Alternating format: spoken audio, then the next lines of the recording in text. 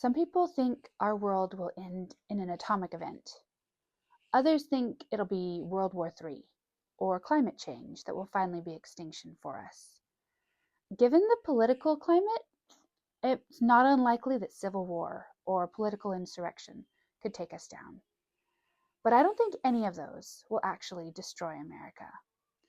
What I think will destroy America has already begun, and we've seen the effects for some time now. I think it's the silent war on mothers that will take America down. Hi, I'm Morgiana.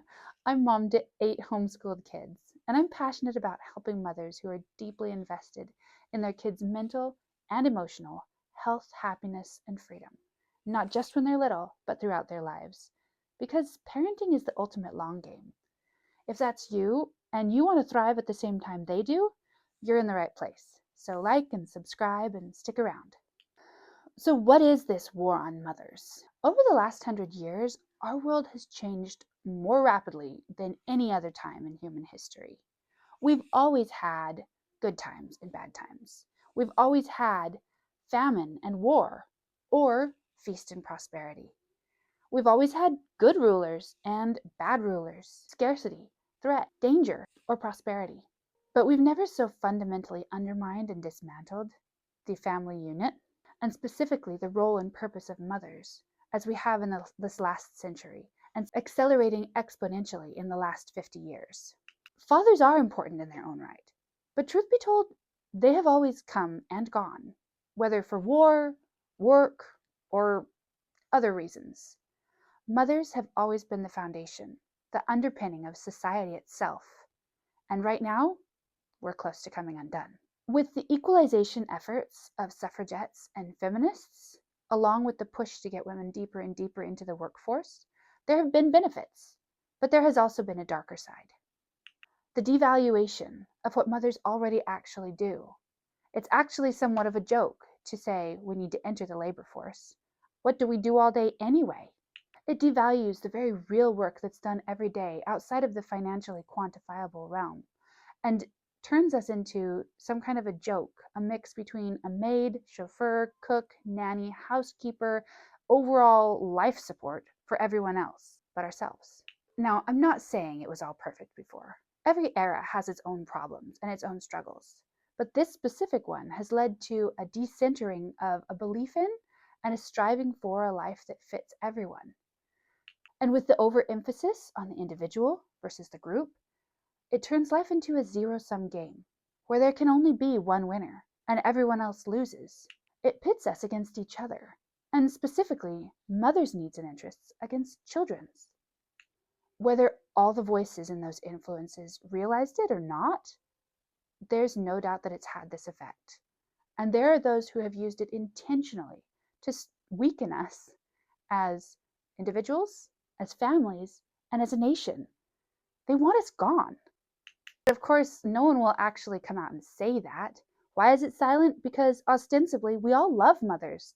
We have a whole holiday celebrating mothers. We bring them flowers, we bring them chocolate, we put them on a pedestal and admire and revere them. Yet there's still an ambivalence. There's still a questioning of if you want to settle down and get into motherhood, if it would be better to use your talents elsewhere, to get into the workforce and get some me time. It's a very avoidant way of relating to motherhood. We ought to limit the number of children we have, to set boundaries because it's not our job to regulate them, to outsource literally every aspect of childcare and growth, and to push independence as early as possible. Now, who would it be that actually wants us gone? Well, I'm not a conspiracy theorist. I don't like wearing a tinfoil hat, but there are very real political manifestos and whole documented practices dedicated to dismantling the family and reducing us all. So why would they target us mothers? Well, we're literally the cradle of humanity. From the way that our bodies shape the future during the prenatal period, the nutrients we take in, the stress we feel through infancy in the first 1,000 days, which inalterably shapes the human mind and heart. We set the attachment patterns for life, the implicit memories and patterns of meaning that last throughout an individual's whole lifetime and influence everything they do and every relationship they have. We shape the health of the future by the setting of the gut biome through birth and early choices about feeding. We're literally the transmitters of health, happiness, and freedom, now and in the future. So, how do we win this fight? Well, we take it back. The first thing we have to do is to face the internal reflections of these attitudes, to reflect on how we actually believe them on some level ourselves. Is motherhood important? Does it matter what we do? Is this actually the best use of our talents or not? And then we step into the importance of what we're doing and our own choice to do it. If we can hold our own selves and each other with the respect and care that's appropriate, then we'll have a much higher chance of getting the world and other people to do so. Holding our own selves in respect and care will do more to inspire it from others than demanding it from them when we can't do it for ourselves. This is not a zero-sum game. Thriving mothers are good for everyone. If we can mother the mother, then we really all rise together.